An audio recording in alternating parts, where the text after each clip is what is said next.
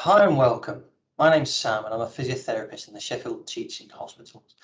This talk is aimed at helping your understanding of sleep and to provide some simple but hopefully useful tips that have been shown to benefit it. Now, sleep is the single most effective thing we can do to reset our brain and body health each day. It improves our immune system, helps us to heal and restore, regulates our appetite, improves our cardiovascular fitness, decreases blood pressure, and increases your heart health, helps us to process experience and to make new memories. So far, there is no system in the body that it has been found not to help. It's also something that many people struggle with, and there is a well-documented link between back pain and sleep loss. Lack of sleep is awful for the human body. It has wider implications than most know and can be incredibly dangerous. Every year, there are thousands of car accidents due to drowsy driving. Statistically, more accidents occur due to being tired than drink or drug driving combined. Following daylight savings every March, where our opportunity to sleep is reduced by an hour, hospitals report a spike in heart attacks the following day. In October, when we gain an hour, the opposite happens. Lack of sleep is so dangerous to our health that the Guinness Book of World Records will no longer accept attempts to stay awake for the longest time possible. They will, however, allow many other incredibly dangerous challenges to be acknowledged, like Felix Baumgartner, who rode a helium balloon to the edge of space before jumping off, reaching speeds of over 800 miles per hour with only a parachute to slow him down. That's allowed, but staying awake isn't. So just a brief bit about sleep then. This slide shows the rise and fall of the systems involved in sleep in a typical day. The two lines seen here relate to the pressure to sleep in blue and the drive to stay awake in green. And this one's also known as the circadian rhythm, which you might have heard of. When the pressure to sleep is high and the drive to stay awake is low, seen here at 11 p.m., sleep is more likely to be achieved. During the night, the hormone adenosine is removed from the system, decreasing the pressure to sleep before rising steadily throughout the next day. Now, poor sleep leads to less reduction in adenosine and a carryover of sleep pressure to the following day, which will affect your sleep pattern. The hormone melatonin is closely linked to the circadian rhythm and your sleep-wake cycle. Decreasing light at the end of the day will stimulate the release of this hormone, which helps initiate the process of sleep. Light during the day suppresses its release, aiding the drive to be awake. A change to your circadian rhythm or disruption in the release of melatonin can have a strong impact on the ability to sleep. Now, there are 4 sleep stages, and we cycle through the stages a number of times each night. A sleep cycle will, on average, take about 90 minutes, includes REM and non-REM stages, so that's rapid eye movement, as well as occasional periods of actually being awake. More deep sleep is seen earlier in the cycle, our most restorative stage of sleep, with more REM sleep in the later cycle, which is essential to help us make sense of the day's activities, learn and form new memories. Sleeping well is essential to overall health. Here are some tips that might be worth trying if your sleep isn't as good as you'd like it to be. So firstly, sleeping in a dark, quiet and cool room. Natural light affects the release of melatonin. So during the summer months when the sunlight is streaming in through your windows, that will limit the release of that hormone, which is essential in starting the process of sleep. Having good quality blackout blinds or making your room as dark as it can possibly be is a really simple and effective way of improving that element of sleep. As is getting rid of any unwanted noises and distractions in the room. We also need the room to be quite cool because our body temperature it needs to drop just a little bit, but slightly. And if your room is too warm, you can't have this drop in body temperature, which limits your ability to fall asleep. You may notice this in the summer months again, when it's too hot at night, it's really hard to get off to sleep. And that's due to your core temperature not lowering quickly enough. Go device free 1 hour before bed. So devices can be a distraction. That's one way of them keeping you awake. They don't allow for a natural wind down before bedtime. But they also emit something called blue light, which has a direct impact on the release of melatonin.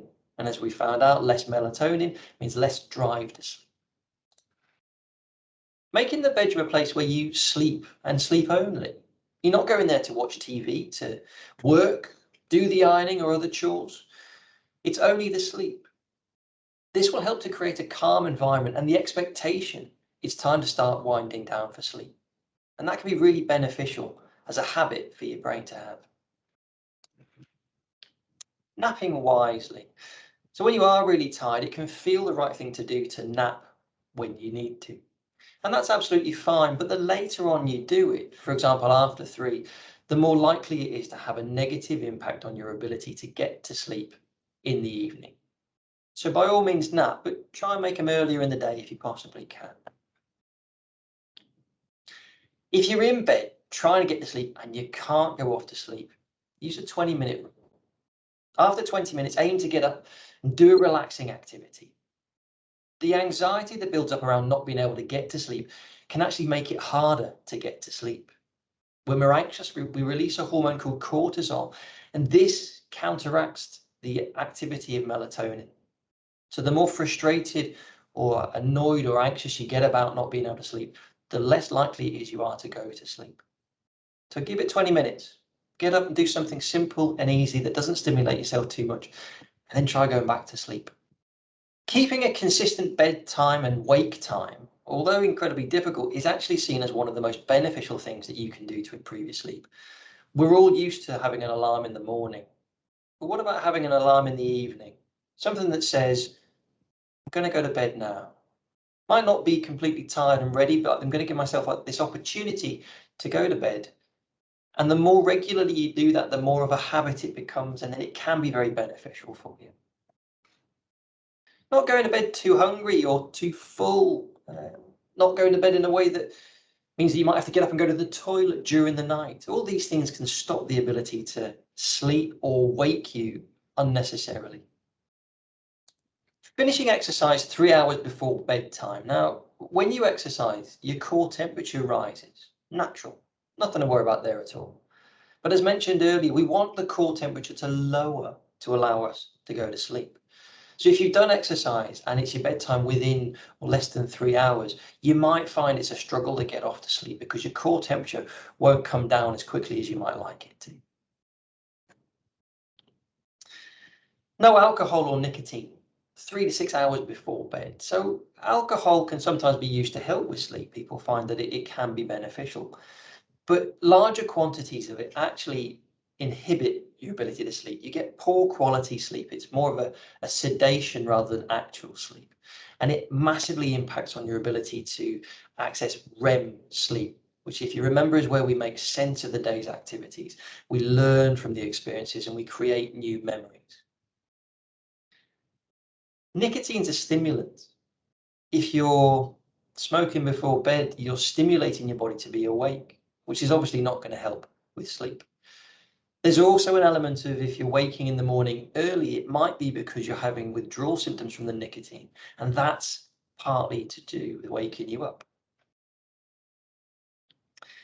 Stopping caffeine use 6 hours before bedtime. Now that seems like an incredibly long time, but caffeine it's a stimulant. It's designed to keep you awake and alert. It's found in a lot of different things that you might not be aware of. For example, chocolate or energy drinks. Some medication as well has caffeine in it, but its effects can last up to 8 hours.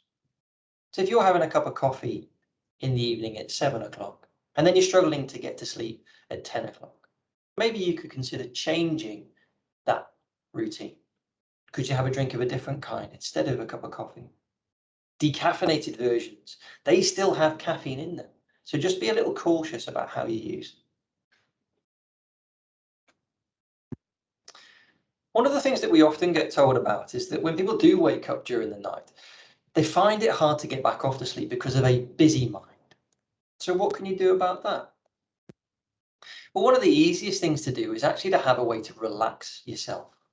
some music, an app that you can tap into, a storybook maybe, or some sounds, just relaxing noises that you find helpful just to calm everything down. People often use visualization. So seeing yourself in a wonderfully calm, relaxed situation, or as simple as counting sheep and visualizing the sheep doing the movements, jumping over the fence.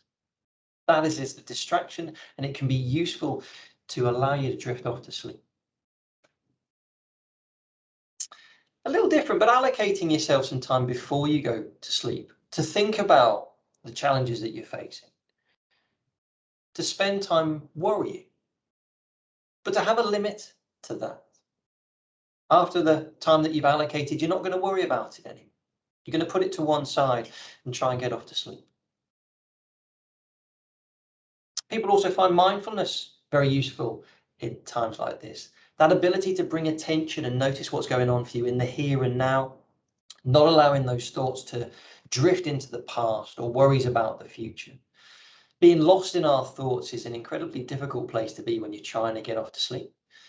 And being able to tap into our senses, what you can see, what you can hear, what you can smell, what you can touch, that brings you into the present moment and can take away some of that being lost in thought. Writing it down can also be very beneficial. If you've got a thought that just keeps going round and round and round, you can't get rid of it, try writing it down on a piece of paper. It'll still be there for you in the morning. You can have a look at it and see whether it was really that relevant and necessary to be worried about it. But sometimes just the act of writing it down means that you don't worry about it unduly for the rest of that night. Now, changing your sleep pattern takes patience and persistence. It's hard work, but the rewards can be incredible. Hopefully you feel like making a small change to your current sleep regime, if it's needed, and see where things go from there.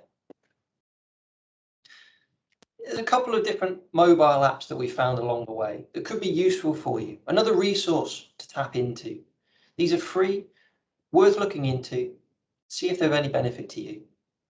On the next slide, there's also a couple of websites that you might feel like you want to have a look at for any further information on your journey to improve the sleep that you're currently having.